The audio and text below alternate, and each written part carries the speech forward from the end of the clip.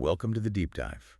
You know, maybe just close your eyes for a second and think about a time, could be recently, when you faced a moral choice. Mm, Maybe it was something big, like deciding whether to report something unethical at work, even knowing it might cost you your job. yeah, high stakes. Or maybe quieter, more personal, like choosing to tell a hard truth to someone you care about, knowing it might hurt, but feeling, deep down, it was the right thing. Just remember that Yeah, it's an complexity. internal wrestling match. Exactly. The debate in your head, the gut feeling pulling you, the whole weighing of right versus wrong and thinking about all the ripples your choice might cause. It's, well, it's profoundly human, isn't it? That inner compass, that sense of what you should do. Definitely. So today, we're going on a really fascinating journey, I think, deep into the fabric of human morality and conscience itself. Yeah, where does it actually come from? Right. We're not just looking at what it is, but how it even came to be, where it lives in our brains, and maybe what its future looks like, especially now, with AI becoming so powerful. That's the big question looming, isn't it? It really is. So our mission for this deep dive is to take this stack of honestly incredible sources, looking at history, psychology, neuroscience, and pull out the most important nuggets. Connecting those dots. Exactly. We want to unpack how morality, which, once seemed so tied to external things like God, spirits, rituals, Yeah. how it gradually moved inward, became that powerful, sometimes quiet internal guide we call conscience. The inner voice. And then, yeah, to tackle that, a really big modern question. What happens to our whole ethical setup when new kinds of intelligence, like AI, come into the picture? Things that, don't have the biology, the emotions that shaped our sense of right and wrong. And without fear or love, essentially. Right. Our sources push us to ask some pretty provocative things right off the bat. Why did early societies link morality so tightly to divine punishment? Fear is a motivator. And how did that ancient idea of sin eventually morph into, internalized guilt or modern ethical thinking? Mm. Is our secular morality today really just a continuation of religious roots, or is it a clean break? Or something in between. And maybe the most urgent question for us now, can an AI, no soul, no body, no fear of death, no love, no pain, Yeah. can it really simulate moral reasoning authentically? Or is it just fundamentally different? Yeah. Is it just mimicking? So much to explore here, so much to understand. Okay, let's really unpack this. And what's so valuable about the sources we have here is just how diverse they are. We're not stuck in one lane, We're Yeah. pulling from history, philosophy, psychology, neuroscience. Yeah, you need that breadth. You absolutely do. Yeah. For something this complex, this multifaceted, like conscience, it lets us connect the dots across, millennia of human experience and the latest science about the brain. It shows how tangled up our biology, our psychology, and our culture really are when it comes to defining what it even means to be moral. That broad view is exactly what we need. Okay, so let's rewind way back. Yeah. To the very beginning, looking for the origins of this moral compass in the earliest human groups. It's kind of amazing, isn't it? Thinking that our first moral instincts were so directly about, well, staying alive, group survival. Really is striking. Before big philosophies or gods, morality was just practical, raw necessity. It's an incredible realization. If you look at the big picture, yeah, morality emerges from just living together in groups. Even before abstract thought really kicked in like we know it today, our sources talk about how prehistoric tribal religions, often animistic, saw the world as alive with powerful spirits, Yeah. nature spirits. Right, not abstract ideas, but real forces. Exactly. Forces influencing the hunt, the harvest, daily life. And morality in that world wasn't about abstract good versus evil. It was about, not ticking off the spirits, making sure the crops grew. Community taboos weren't just odd rules, they were the first moral codes, directly linked to what kept the tribe going. Break a taboo, hunt the wrong animal, go into the forbidden place, and you weren't just risking offending some spirit, you were risking the whole group's survival. Wow. Okay, so these complex rituals, the sacrifices we read about, they weren't just about belief then. Not solely, no. In a very real, practical sense, they were also powerful tools, mechanisms. Mechanisms to enforce those vital group rules. Precisely. The shared fear, or maybe the shared awe that these rituals created, that built powerful social cohesion. It's a very pragmatic view of morality, isn't it? Yeah, it really is. Good was simply what helped the tribe survive and thrive. Bad was anything that messed with that. Simple, direct, and incredibly effective for just staying alive. Okay, so morality was baked into the environment, the immediate social group. Deeply embedded. A good act helped the hunt, kept peace within the group, protected the vulnerable in winter. A bad act threatened all that. often bringing this shared fear of unseen forces, punishing not just the individual, but everyone. Right, the collective consequences. So it's less about individual conscience like we think of it now, and much more about collective well-being, enforced by external fear, ritual, and immediate community fallout. Okay, so from those kind of amorphous nature spirits, things then take a really interesting turn. Humans start developing more structured pantheons, the Greek gods, Norse gods, More characters involved. and then eventually this kind of revolutionary idea of a single absolute divine law, and suddenly the stakes change, right? Huh. It's not just about tribal survival anymore. It's about something bigger, more powerful, always watching. That transition is huge, a seismic shift, really, in ethical thinking. Our sources point out how polytheistic myths, like the Greek or Norse ones, definitely explored consequences. Epic stories of fate, hubris, heroes fighting gods. Yeah, the classics. But they weren't always focused on universal moral justice like we might think of it. The gods could be moody, capricious, driven by their own dramas. Right, very human-like in a way. Exactly. Justice was often tied to their whims, or this complex web of fate you couldn't escape. It wasn't always a clear, consistent right and wrong for everyone. It was more about not offending this god, or suffering the consequences of your own pride, your hubris. Okay, so the big game changer then is monotheism. A single all-powerful God means a single absolute moral law, like the Ten Commandments. That's the core idea, universal rules, applicable to everyone under that god, not just one tribe or in relation to one fickle deity. And that brings in this incredibly powerful psychological element, divine surveillance. Exactly. The idea of an all-seeing, all-knowing God, every action, even every thought, suddenly have eternal consequences even if no one else sees. That fundamentally changes why you act morally. It moves inward. It shifts from just community pressure and fear of earthly punishment to this pervasive internal sense of accountability, which, raises a big question for us today. How much of our modern internal moral compass is still shaped by millennia of that divine surveillance idea, even if we're totally secular? That's interesting. Like a cultural echo? Maybe. The idea of an eye watching us, whether it's society, social media, or just a faint trace of that old divine oversight, it likely still shapes our behavior, maybe unconsciously. Okay, so let's pause here. What does this all mean? Even before we had the word conscience, these external systems, tribal taboos driven by fear, divine laws with eternal stakes, they were accidentally laying the groundwork, right? Building the blocks for internal moral processing. Absolutely. They were shaping the very emotional and cognitive responses that would become our conscience. These building blocks were there, reacting to external rules. Indeed. And our sources, digging into neuroscience and psychology, bring us to the concept of conscience itself. The word comes from Latin, conscientia, knowledge with, or maybe shared knowledge, knowing something alongside someone else. Even if that someone else is God or society. Exactly.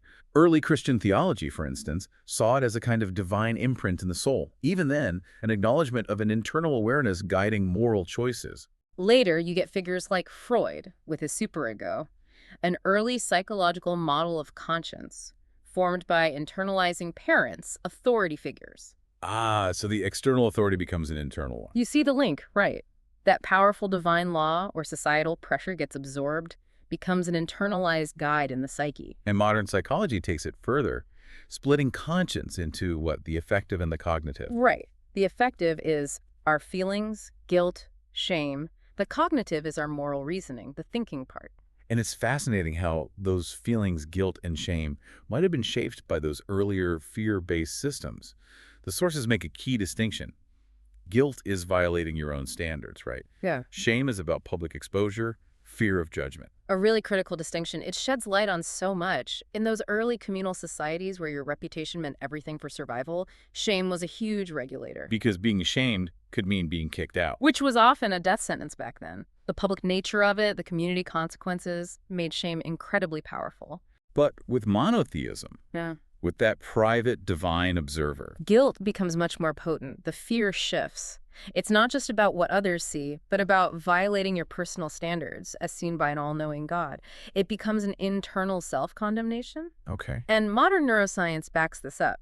Studies like that fMRI research from the University of Chicago back in 2002 showed distinct brain patterns for moral judgment. It suggests we have this underlying, maybe innate biological capacity for moral thinking. Which these religious and social systems then tapped into. Exactly. They likely co-opted and amplified that capacity over millennia, shaping it into the complex conscience we have today. The external demands gradually got wired in, not just as ideas, but in our neural pathways adapting to these powerful social and spiritual forces. Which brings us to what the sources call a truly massive turning point, the Axial Age. Yeah, roughly 8th to 3rd century BCE. This is when, apparently across different cultures, humanity started looking inward for answers, not just outward or upward. Morality shifts from mostly external rules and rituals to internal transformation, personal ethics. It's a genuinely global thing, and we still feel its impact. Almost simultaneously, different continents, you see these deeply introspective moral philosophies pop up independently. Like what? Well, Buddhism in India, enlightenment through compassion, inner peace. Socratic ethics in Greece, virtue through reason, the examines life. Confucianism in China, social harmony through cultivating respect, benevolence inside yourself. Prophetic Judaism, personal responsibility, justice, moving beyond just ritual. Wow, all happening around the same time, independently. Pretty much. It wasn't just philosophy changing, it was a whole reorientation. Yeah. From external performance to internal cultivation. Which makes you wonder, right? How did these diverse movements all converge on this idea of looking inward? Yeah, what was going on? It suggests maybe a common human search for meaning, for self-governance that goes deeper than culture? So the key shift was profound. Moving from just obeying rules or doing rituals to taking personal responsibility, self-awareness, internal change. Exactly. And new virtues shoot up in importance: empathy, nonviolence, self-awareness. These become central ethical goals, not just nice social skills. So it wasn't just about avoiding punishment anymore or pleasing spirits. No, it became about perfecting the self, understanding your own nature, finding your place through inner work. This really empowered individuals to develop their own moral compass, navigate tricky ethical situations based on an internal sense of right and wrong, not just external orders. This laid the groundwork for our more complex individual moral world today. Absolutely. It put the main burden of morality onto the individual's inner world, Yeah. gave birth to what we really recognize as conscience. Okay, so after this big inward turn of the Axial Age, we then see the rise of organized religion becoming really dominant. Institutions like the church become the main moral referees, you could say. For better or worse, yeah. They became the de facto arbiters. And this period highlights that kind of dual nature, right? Absolutely. Our sources point out, on one hand, yeah, morality was sometimes used as a tool for control, sometimes corruptly, suppressing dissent, enforcing rigid hierarchies. But on the other hand, They also played a vital role, preserving literacy, fostering art, keeping some kind of social order, spreading ethical ideas during really chaotic times. They were the keepers of moral wisdom, shaping cultures, educating people, providing a shared framework for right and wrong for millions. so for a long time, right and wrong were filtered through these big centralized institutions. For much of humanity, yes. That's how moral concepts were understood and disseminated. And within these big institutions, you also get major conflicts, Mhm. schisms, reformations. These weren't just theological arguments, were they? No, not at all. They were often profound struggles over the very soul of morality, deep debates about how to interpret ethics, and crucially, who had the authority to do so. That tension, again, the central authority versus the individual conscience that started emerging in the Axial Age. Exactly. Those historical fights were deeply ethical. What is moral authority? How do we apply principles in new times? Who gets to decide the institution or the individual? Think about the Reformation. These questions were right at the heart of it. Right. So these institutions, with their frameworks, rituals, communities, they shaped morality, gave order, but they were always wrestling with that tension. Collective rules versus that growing sense of personal ethical conviction. Okay, this is where we can really start connecting these big historical sweeps to our own inner lives. Let's Yeah. bridge this historical shift, the move to internal morality with the psychology and the neuroscience, how our own moral development works. Yeah. It really seems like our brains are actually wired to evolve morally, Yeah. moving from simple rules to really complex ethical thinking. It's a striking parallel, isn't it? How these big historical shifts kind of mirror what we know about individual brain development. It's not just philosophy, it's biology playing out. You see it in studies, like from the University of Zurich, showing how damage to certain brain areas impairs social, moral reasoning. Our sources bring up key theories, like Lawrence Kohlberg's 6-stage model of moral development. Right, I remember that. Pre-conventional, conventional. Post-conventional. moving from basically fear of punishment and self-interest through conforming to norms and authority up to abstract social contracts and universal ethics. Now that model got some criticism, right? Western bias, maybe gender bias. It did. Carol Gilligan's work on the ethics of care, emphasizing relationships over abstract justice, was a key counterpoint. But still, longitudinal research, like that Harvard study by Paulby and others back in '83, generally supported Kohlberg's idea of a gradual, sequential development through these stages, especially in adolescence. It suggests a pretty consistent path of moral maturing. So it's not just kids learning rules passively. It's a fundamental shift in how the brain processes morality. Precisely. And neurodevelopmentally, this lines up with the maturing of key brain areas. We're talking about the ventromedial prefrontal cortex, the VMPFC. Crucial for mixing emotion and thinking and decisions, allowing for more nuanced ethics, and the anterior cingulate cortex, involved in spotting conflict and managing emotions. As these areas grow and connect better, our capacity for complex ethical thought expands. Fascinating. And another huge piece is theory of mind.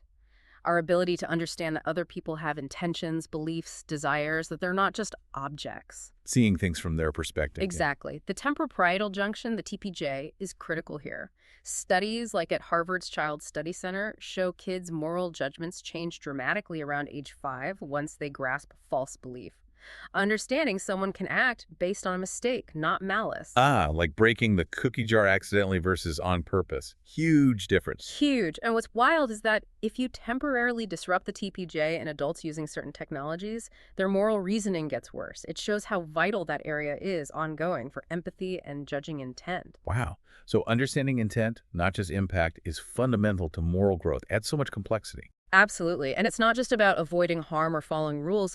The sources also talk about virtue ethics activation. What's that? It's how cultivating positive traits, honesty, courage, compassion, actually engages the brain's reward circuits, like the ventral striatum, when you act virtuously. So doing good feels good neurologically. Basically, yeah.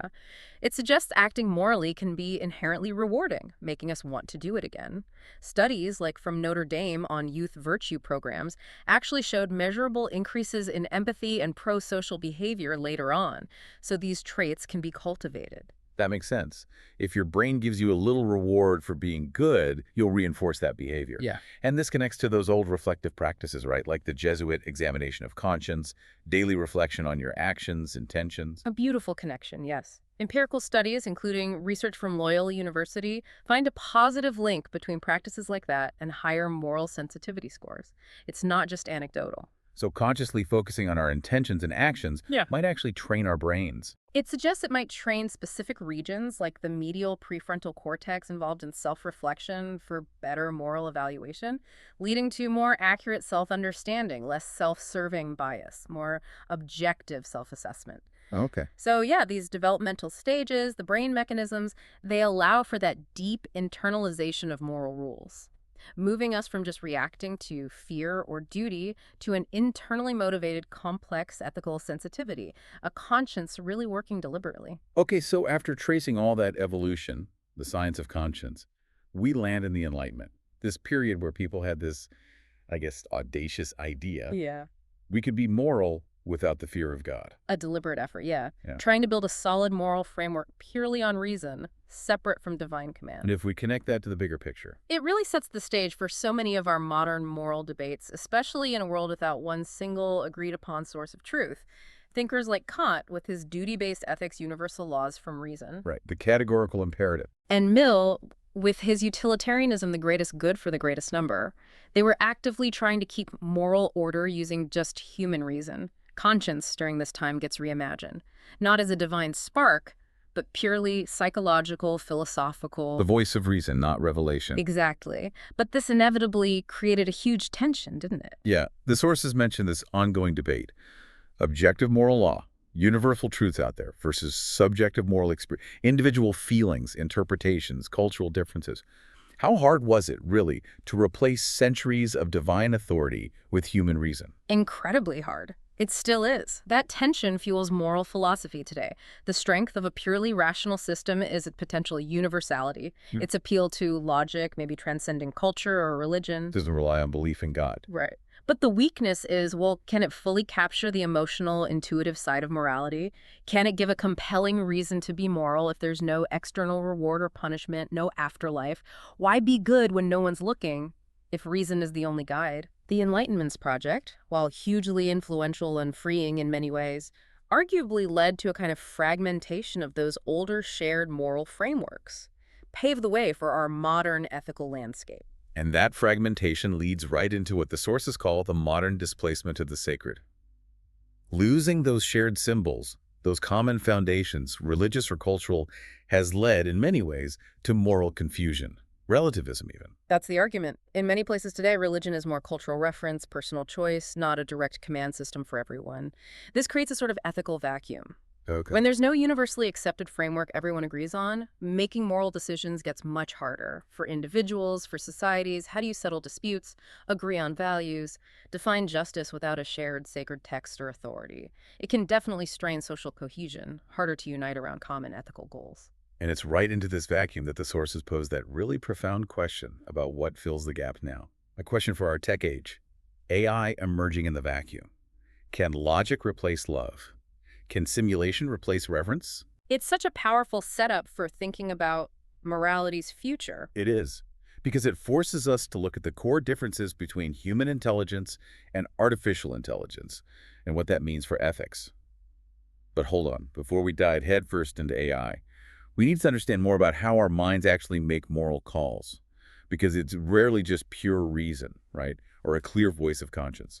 Not at all. Our sources show it's way more complex. They dig into all these psychological, neurological things that often complicate or even contradict our ideal picture of rational, conscience-driven morality. So what you're saying is our brains are doing some amazing, but sometimes kind of sneaky things behind the scenes when we make moral choices. We're not always these perfectly consistent moral robots we might think we are. That's a huge takeaway, and what's fascinating is how deeply wired these processes are. Even with the best intentions, our judgment can get nudged by these built-in shortcuts and strong emotions. Take cognitive dissonance, Festinger, 1957. Right, that uncomfortable feeling when your beliefs and actions don't match. Exactly. Your brain, specifically areas like the DACC signaling conflict, the insula feeling the emotion, the DLPFC trying to fix it, works hard to reduce that discomfort, often by tweaking our beliefs or justifying our actions after we've done them. To feel consistent again. Right. Stanford experiments showed brain activity ramping up during this resolution process.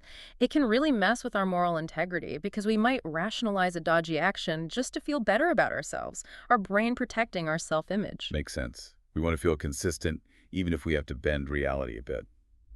Okay, what about moral conviction? Sounds like it could be a double-edged sword. Powerful force for good, maybe, but also divisive. Absolutely both. Moral conviction isn't just a strong opinion, it's held with absolute moral certainty. Unshakable. Right. It predicts willingness to protest, civil disobedience, and it's incredibly resistant to persuasion. Studies, like Skitka's work, show people with moral convictions will accept personal costs for their cause. Which it can drive vital social change. It can. But it also ramps up moral outrage and increases polarization between groups.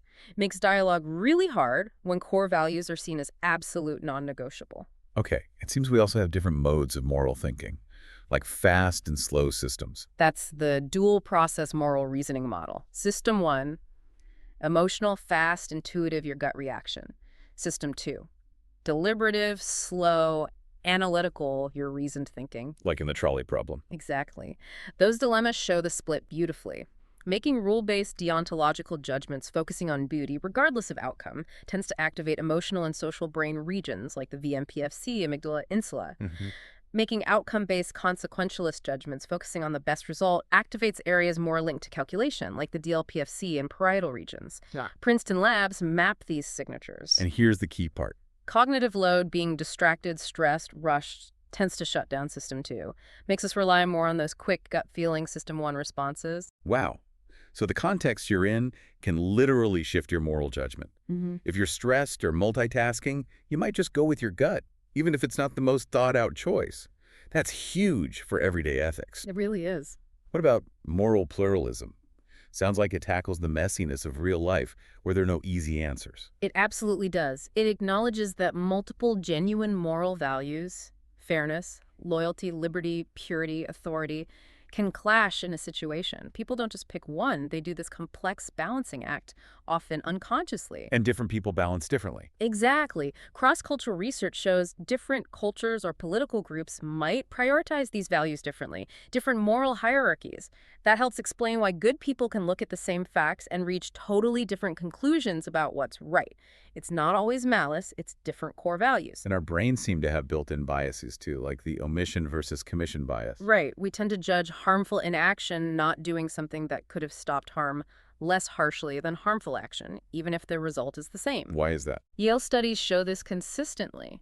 Neuroimaging suggests we have a stronger emotional reaction when we see or think about someone. Okay. All these biases, dual processes, complexities they show, our conscience isn't simple.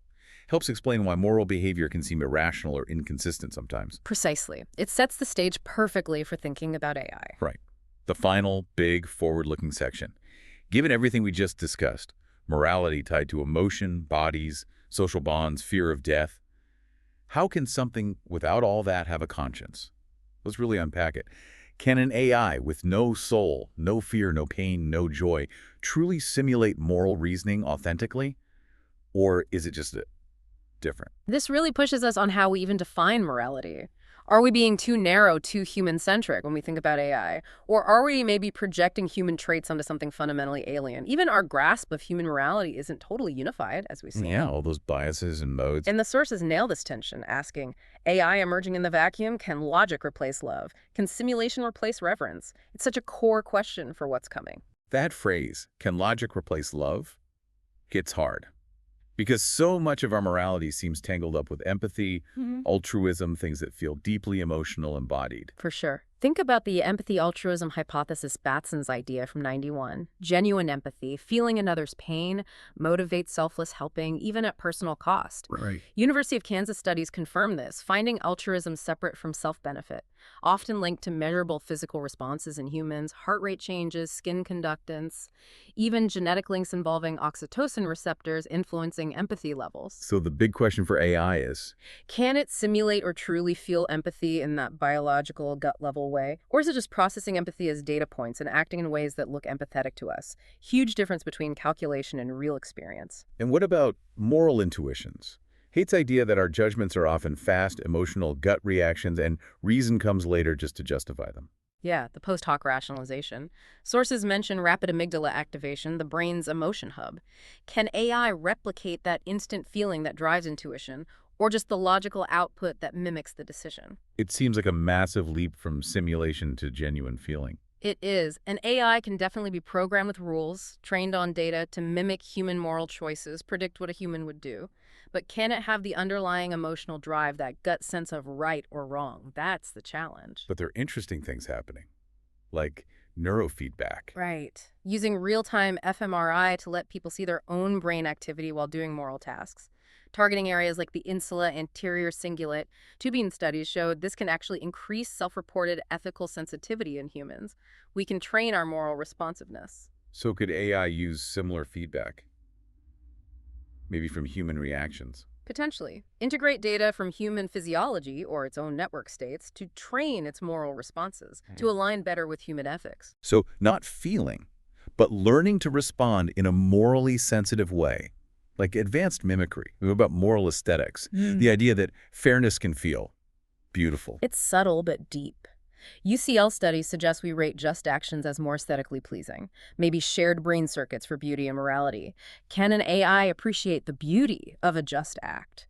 Or Yeah. just classify it as optimal, efficient, aligned with goals? It keeps coming back to that gap. The huge gap between human morality rooted in biology, emotions, social connection, vulnerability, fear of death, and AI's logical statistical processing. A system without those drivers might replicate outcomes maybe perfectly, but can it replicate conscience in its full, messy, emotional richness? That's the profound unknown. That really is the core question, isn't it? If conscience comes from our specific human experiences, fears, love, biology, suffering, joy, how can something without that truly have it?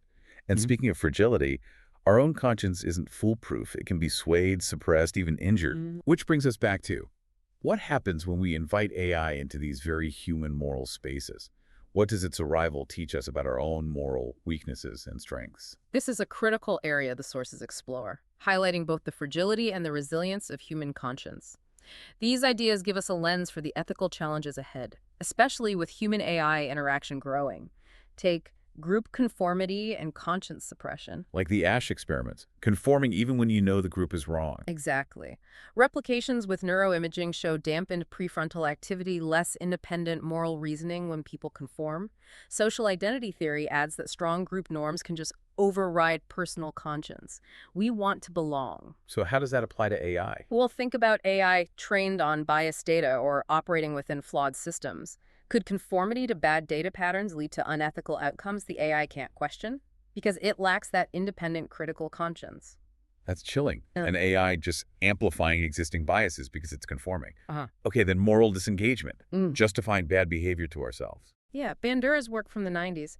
Mechanisms like using soft language collateral damage for killing, blaming others, or the system just following orders, comparing yourself favorably, at least I'm not as bad as them, blaming the victim, they deserved it. We rationalize. Exactly. Stanford research showed using these tactics links to reduced activity in brain areas related to moral awareness. So the question is, can an AI disengage from its ethics programming if its goals conflict? Can it find coded loopholes, effectively rationalizing its actions like humans do? A huge design challenge for ethical AI. And moral licensing. Doing good makes you feel okay about doing bad later. It's a real thing. University of Toronto studies showed people making a green purchase were then more likely to cheat later in an unrelated task. Huh. So could an AI tracking its own moral score somehow bank good deeds to justify a later unethical action if its programming isn't incredibly careful? Or, bigger picture, could we morally license ourselves if we delegate hard ethical calls to AI, feeling we've done our part by using ethical tech, becoming less vigilant ourselves? Outsourcing morality. Then moral panics. Collective fear leading to bad decisions. Intense public fear over a perceived threat to values, often leading to scapegoating, bad laws, even violence. Amplified by media, psychological contagion. LSE analyzed this during UK riots. Fear overrides reason. How could AI play into that? It could potentially help track or manage panics through analysis, or, frighteningly, be used to amplify them through targeted misinformation, making things worse. Okay, and moral injury. That sounds incredibly serious. Different from PTSD. Yes, it's the deep psychological, even spiritual harm from transgressing or seeing others transgress deeply held moral beliefs. Studies on veterans show it involves intense shame, guilt, anger, betrayal. An overactive guilt circuit, maybe under-processing social repair cues? But recovery is possible. Crucially, yes. Interventions like group reflection, therapy, forgiveness practices, VA studies show conscience repair is possible with support, community. It's hopeful. So what can that teach us about AI? Maybe about how to repair ethical AI that causes harm. Or, more likely, how to help humans cope with the moral dilemmas and injuries that might come from complex human-AI interactions where responsibility gets blurry. And our conscience needs brain power. Mm. Cognitive load makes us use shortcuts. Right. When mentally strained, too much info, stress, time pressure, we default to heuristics, mental shortcuts, instead of full deliberation. Conscience needs cognitive resources. University of Michigan experiments confirmed this. So if AI is resource constrained or built for speed over deliberation, It might also resort to moral shortcuts with potentially bad outcomes. Lastly, third-party punishment, punishing rule breakers even if it costs you because it engages reward circuits, upholding group norms. a distributed conscience. Yeah. Could AI use this mechanism? Flagging norm violations in huge systems, powerful tool, but big ethical questions about surveillance and control. Wow. This whole deep dive, it's been quite the journey. Yeah. Tracing morality from external fear and tribes through that axial age inward turn, personal conscience emerging. Yeah. Then the Enlightenment's push for secular reason, the challenges of modern moral confusion, and now grappling with AI. We've unpacked this complex mix of history, culture, psychology, neuroscience that makes up conscience for us humans. And when you connect all those threads, what really emerges is that despite all the science, all the tech, the core of what makes us moral feels deeply, profoundly human. Yeah. It's tied to our vulnerability, our compassion, our ability to feel, intuit, wrestle with dissonance, feel guilt, shame, even heal from moral injury. These aren't just logical steps you can program. They're lived, embodied experiences from our shared condition. So what does this all mean for you listening? Maybe understanding these layers helps you navigate your own moral world with more awareness, more empathy. Hmm. It helps you really grapple with the ethics of the world around you, especially as AI enters our moral spaces. Right. The sources left us with this powerful thought, a kind of challenge. True morality has always emerged, where fear meets care, where we choose compassion over control. Whether the divine still whispers or has gone silent, the call remains. To choose what makes us more human, not just more efficient. It suggests that no matter how smart AI gets, those unique human things, empathy, intuition, love, vulnerability, not just logic or efficiency, define real morality. It's a reminder, maybe, that as we build powerful tools, we need to make sure they amplify our humanity, not replace it with something else. And so what does this all mean for you? Maybe the real deep dive into conscience isn't just knowing its history or science, but actively choosing to lean into those uniquely human qualities. Compassion, empathy, thoughtful deliberation even when it's hard, confronting discomfort. Choosing what makes us more, well, human in a world often pushing for cold efficiency above everything else. Definitely something to mull over until our next deep dive.